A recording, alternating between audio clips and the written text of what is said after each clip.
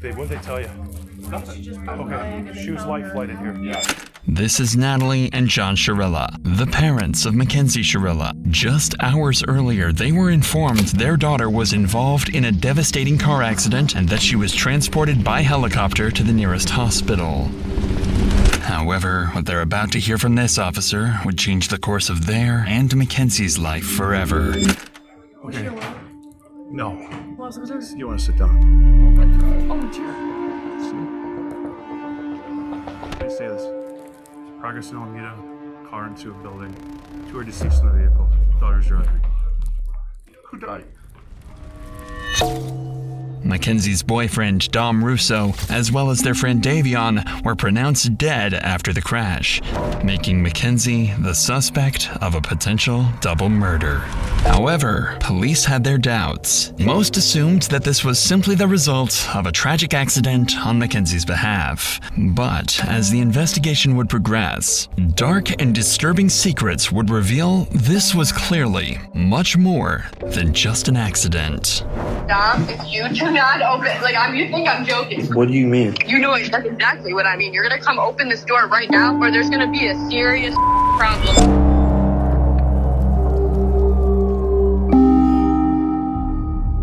Around 1 a.m. on July 31st, 2022, Mackenzie, Dominic, and Davion were at a house party in their local town. They decided to let loose during this party and get extremely high on marijuana throughout the night, something Mackenzie had a regular tendency of doing. At roughly 2 a.m., Mackenzie approached the host of the party, Kelly, and asked if she wanted to take acid with her and Davion. This was a strange confrontation from Mackenzie since Kelly had never even heard her talk about acid, let alone use it. Kelly denied the offer, and Mackenzie, Dominic, and Davion left the party shortly after. Dominic then drove them to another friend's house where they just relaxed and watched South Park for the rest of the night. Everything was normal. It seemed like a regular night out for some college kids. And at precisely 5 a.m., the group left and went to drive back home. Here, Dominic's friend Davion asked if he could get a ride home, but Mackenzie insisted they were in a rush and couldn't. However, Dominic told Mackenzie to relax and let Davion hop in the back of the car, a decision that would forever seal their fate. The drive started out as normal, and both Dominic and Davion dozed in and out during the ride. However, suddenly, Mackenzie takes a different route, one that leads completely opposite of Davion's house, one that, just a few days earlier, she spent hours circling around, and without any hesitation, she stepped on the gas. Going over 90 miles per hour, Mackenzie flew past street cameras, and just out of the camera's view was a large brick building, and Mackenzie was heading straight towards it. Mackenzie miraculously survives the crash, barely, but still breathing. The others were killed instantly. The crash would remain unknown for 45 minutes until a local Samaritan spotted the wreckage and called Strongsville police, who quickly reported to the scene. This footage has been given exclusively to Dr. Insanity by Strongsville police. Viewer discretion is advised.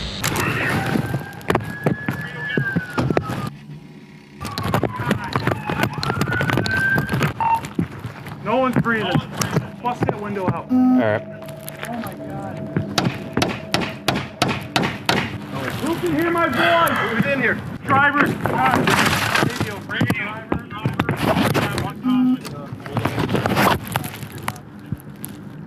Oh shit, man. Hey! This is bad, guys. She's alive. We gotta get her out. Here, Alright. reach up and unlock this door. Let me see your knife. Let's cut this thing out.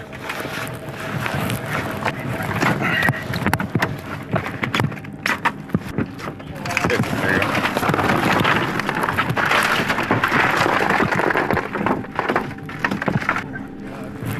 Sarge, we're good to try to get her out? Dude, I don't know if we can. There.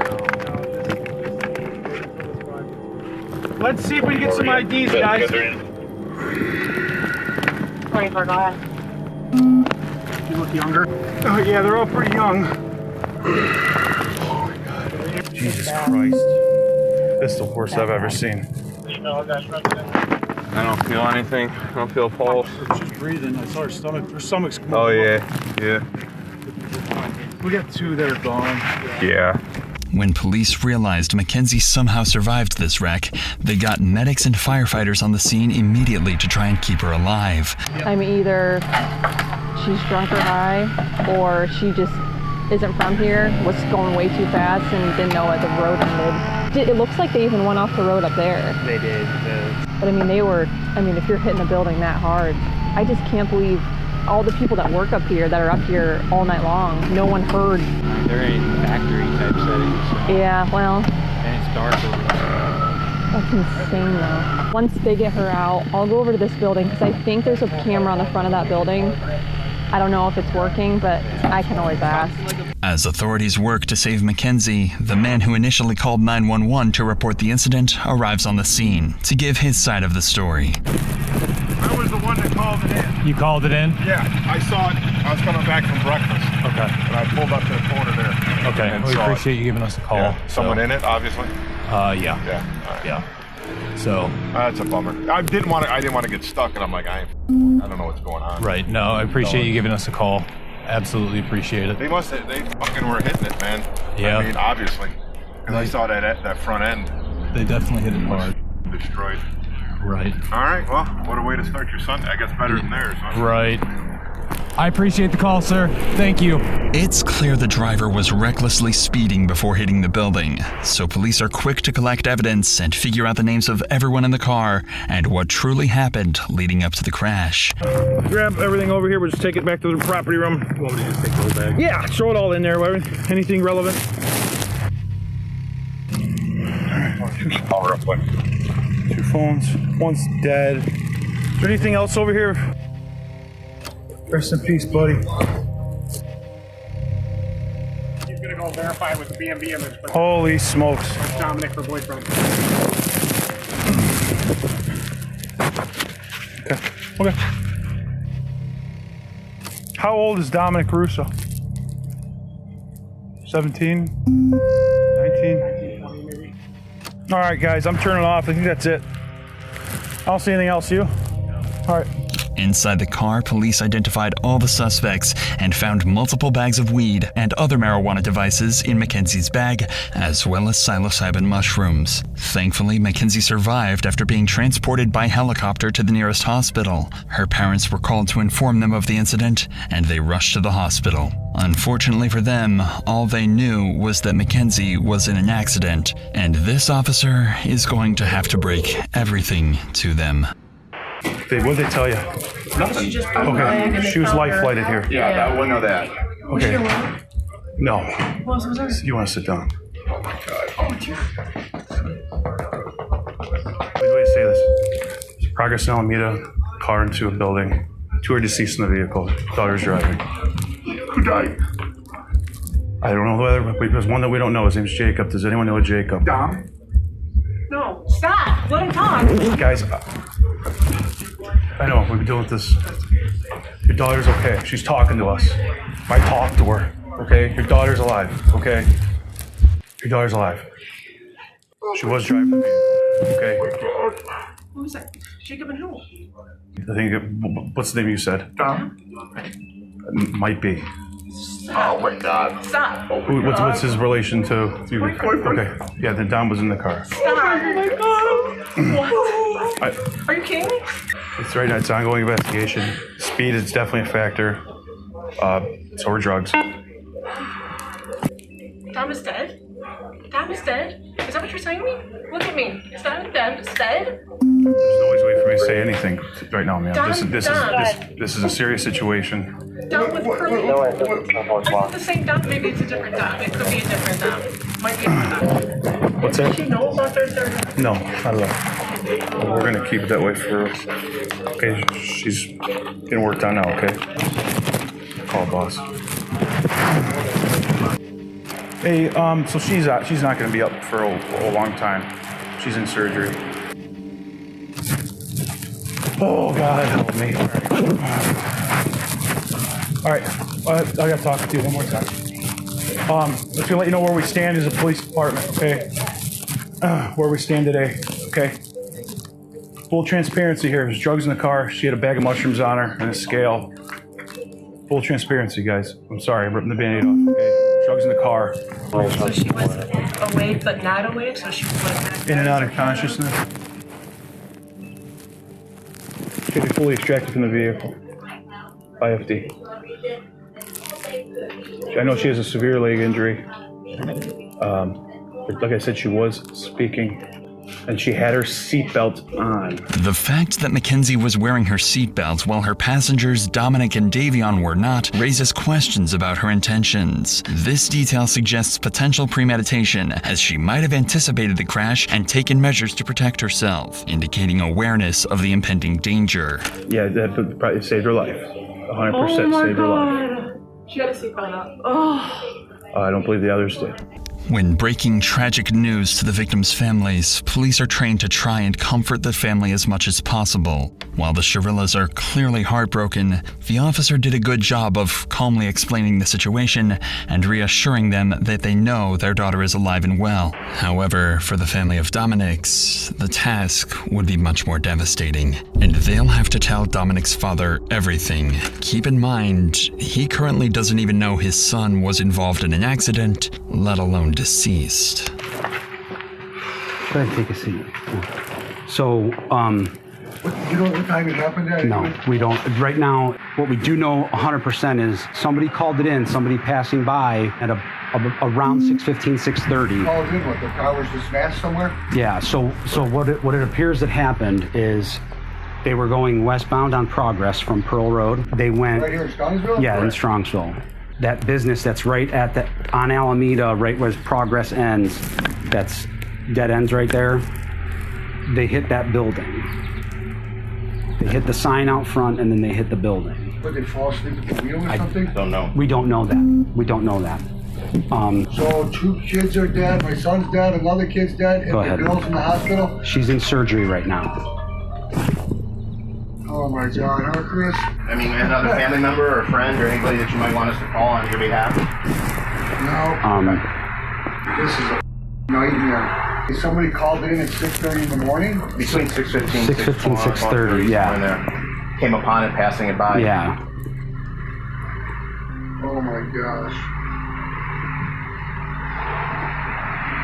This is horrible. She was in her car? It was in Mackenzie's car, yeah.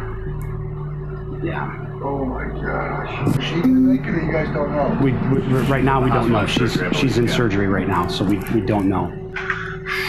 So Nightmare. A few weeks after the incident, Mackenzie left the hospital and returned to her normal life. She thought everyone concluded the crash was the result of a brutal accident and nothing further. It was even reported Mackenzie and her mother had applied to a Los Angeles modeling agency and had fully moved past the incident. What's even more disturbing is, on the Halloween of 2022, Mackenzie went to her first party since the crash. And her Halloween costume? A detailed corpse with fake blood smeared across her mouth.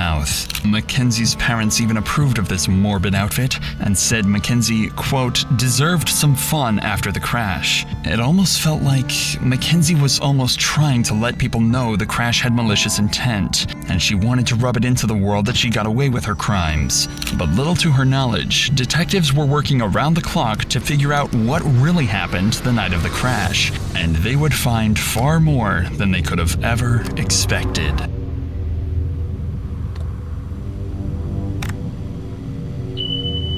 Let's get back to Mackenzie. To factually solve this case, it's critical for detectives to understand exactly what happened leading up to the crash. Luckily for them, Davion's phone was connected to a safety app called Life 360, which allows friends and family of Davion to track where he is at all times. I just want to show you. Oh no, explain it. So this is when they were going down Progress Drive, and then you know how there was like tire tracks before it, like on that side grass. So that's the sign. That's when it hits the sign. And then that's where she curved exactly right on. Gotcha. Missed those 2 rocks and went right into the sign, the side of it. But I'm just confused on how the back of the sign was messed up, but she went right into that wall. Right. No, so you can see like the hard braking was right at the wall, and then her high speed was after the hard braking. was 90 miles per hour. So it said it's a recording. Does that play? So I mean, what does it mean? Or just how it works, screenshots? It's just a tracker. Yeah, it's like my Okay. parents have me in a circle so they can see where I go, and it just follows you wherever Right. you go. And Davion had us in it. Yeah, You can send the screenshots right to the email, and I'll get them all to the detective. So I spoke to friends that were at the party. I wasn't personally there. I thought that they might have been on psychedelics. Kenzie was the driver, and they said that she took a nap. But if you know psychedelics, that's like a 8-hour to 12-hour, like, you cannot sleep. yeah, you cannot sleep. You can see the exact time they left the house. I don't know. That's fine. So you can just send everything right there. All right. In addition to this information, the car's black box recorded the gas pedal was pressed down to its fullest extent while driving towards the building. Another one of Dominic's friends was connected to Life 360 and had a very clear opinion of what he thought this evidence could be interpreted as. To me, right here, if you looked at the tracks, and you guys probably have pictures of them, it looks like the person in the front seat tried to turn the wheel because of the fact they were going to go straight into a wall. And it doesn't say she heart broke once. It was 90 miles per hour down that whole road.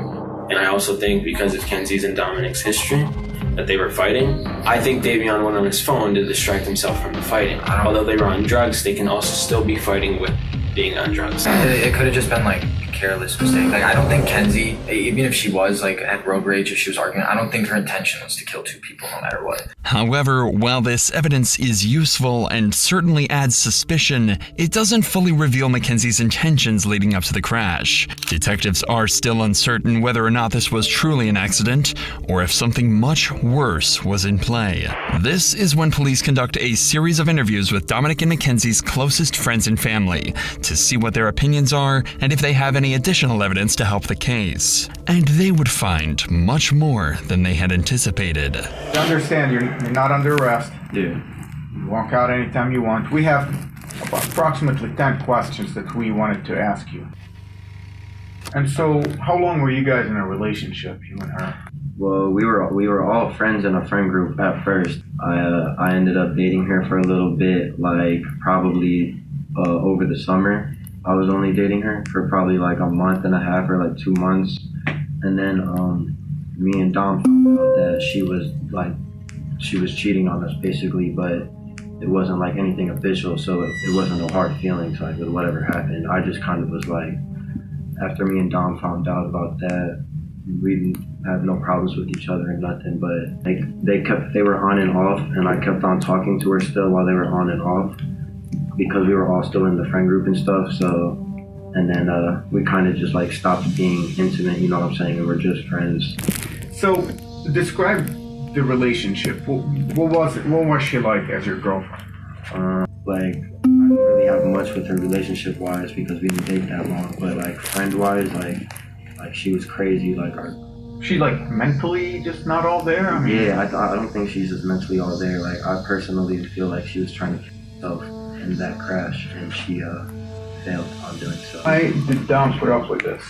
Do you know? I've personally been told that she did voodoo on him. She has told people that she's put a spell on him so that he couldn't break up with her. That she had like grabbed a piece of his hair, and that she had a doll in her room for Dom, and that she had literally put a spell on him. But she would tell everyone. And, like, she truly believed in that kind of stuff, and she also uses the pendulum, I know too, to try to get answers. She tries to use it now to talk to Dom. Do you think Mackenzie had it in her to drive a car into a wall? I mean, if you guys speculate that she did it on purpose, do you think she have it in her? I feel like if she thinks that she can just drive the car into the wall and not feel nothing, you know, like I feel like the only reason she survived is because of how small she is. Like, I feel like she got insanely lucky, but at the same time not lucky to have survived that, because it's like she killed 2 people if that was what she was trying to do. But it's like I feel like that's what she was trying to do, was crash the car into the wall. Next, police interview Angelo Russo, the older brother to Dominic. Angelo was one of the closest people to Dom and would give everything police need to know about Dominic and Mackenzie's relationship. You mentioned that anytime Dom would kind of want to break up with her, she kind of would go crazy. Describe crazy, like what kind of crazy? Like there is times where she called Dom and said, if you break up with me, I'm going to word for word. What do you think happened that night? I think, Yeah. off of what I know and off my assumptions, Dom tried to break up with her multiple times, even in July. It kept not like working out, whatever. They kept making back up. Kenzie's known to be the kind of person that she's let us know she will never let go of Dom. And if she has to let go of Dom, she will not go on living herself. She's pretty much let that be known. You're going 94 miles an hour. You don't have a very fast car to begin with. You were stomping that gas pretty much that whole entire time. There's no brake marks on the street at all. Even before the hit, you would think that some type of instinct would kick in and you'd slam on the brakes. But to my knowledge, she went straight into it. To me, it seems like they were in a fight.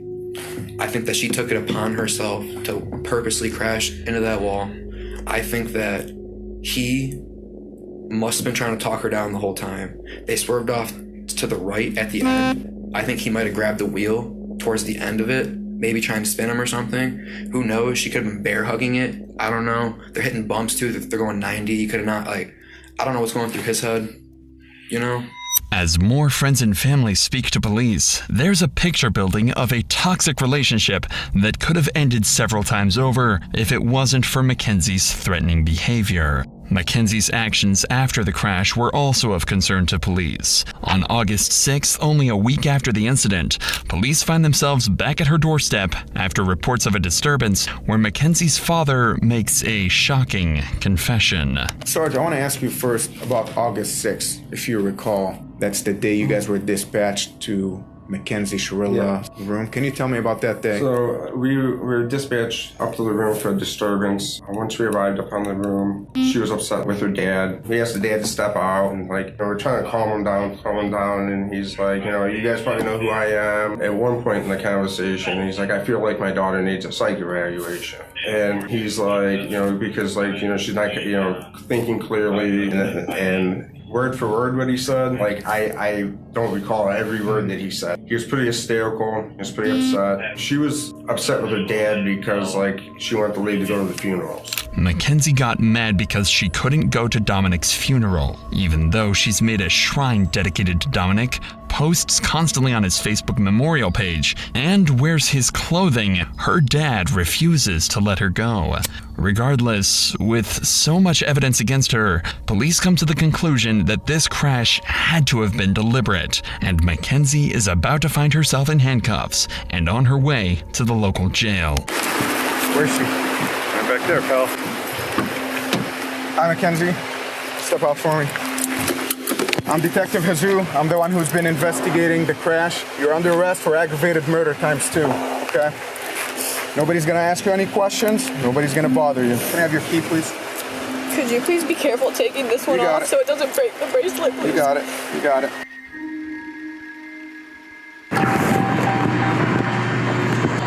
Recording. Mounted. Wi-Fi connected.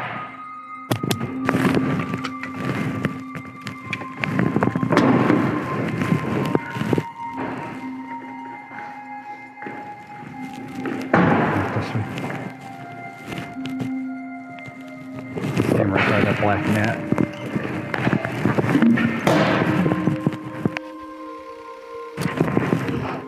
What's your first name? Mackenzie. Okay, Mackenzie, I'm gonna take your handcuffs off. I need all the jewelry and everything to come off, okay? I can't wear any of it. No, I need you to take it off while you're in the jail right now. When her parents find out she's been arrested, they head straight for the station and immediately confront and fight with the officers. But I need to speak to my daughter because you guys aren't allowed to speak to her at all. That's from the lawyer. How you guys did this on the weekend is just, all you have to do is go, hey, there's a warrant for her. We would have brought her right down here with no problem. She hit it. Unbelievable. I mean, she's 18. So the warrant was issued today, so we... Well, you could have made a phone call, couldn't you? You had your creeper out in front of my yard watching. She can't take any, she's an adult, she can't take any phone calls right now. Okay, well, I still need to speak to my daughter so she understands whatever, not to say anything to you guys. Remember He had to roll out the whole mask to pick up an 18-year-old girl who could hardly walk out of a hospital visit. It's just beyond me. So we follow the law, and that's what we're doing today. Am I going to be allowed to have a 2-minute conversation with her? You cannot talk to her while she's here. Why doesn't she get a Well, phone she has call? legal If you arrested her, why don't she get a phone call? She was just brought in. They're going to process her as soon as they get the time for her to make a phone call. She will be able to make a phone call. She's a lawyer. She does have a lawyer. She is 18 years old and she could speak that. Yeah, but she's a dumb 18-year-old that just turned 18. Well- And these guys are going to take advantage of her. She's not allowed to speak to you guys. I'm telling you Listen, that. her from attorney lawyer. can call us. Don't ask her any questions. Her parents don't want Mackenzie to talk and demand a lawyer is present. Mackenzie is going to need that lawyer, as she's going to have to face the consequences of her actions in a court of law. She's tried as an adult and decides not to be tried by jury, leaving her fate to a judge. Despite the defense's claims that she lost consciousness, the evidence against her proves this claim was a lie, and the prosecution believes she crashed the car as an easy way out of the relationship. The judge agreed, and on August 14th, 2023, Mackenzie's fate was finally sealed. This is the type of evidence you can never unsee. You can never forget the visual or audio of this exhibit. It is chilling and tragic. As you review that exhibit, you know that you are watching the oncoming deaths of two people, and there is nothing that will stop it. Exhibit 802 crystallizes the deadly decision-making of the defendant. She morphs from a responsible driver to literal hell on wheels as she makes her way down the street. The mission was death. Mackenzie alone decided to push the pedal to the floor and demand the ultimate speed of that vehicle to 90 to 100 miles per hour. Mackenzie decided death was the ultimate goal that day, and she alone made that decision for Dominic and Davion, and she continuously acted in a manner to achieve her purpose. In the early morning hours of July 31st, 2022, her purpose was to kill Dominic Russo and Davion Flanagan. Her actions were controlled, methodical, deliberate, intentional, and purposeful. This was not reckless driving. This was murder. On August 14th, Mackenzie was found guilty on 4 counts of murder, 4 counts of felonious assault, 2 counts of aggravated vehicular homicide, 1 count of drug possession, and 1 count of possessing criminal tools. She's facing 15 years to life and is currently being held in the Ohio Reformatory for Women. Her first opportunity for parole will come in October of 2037.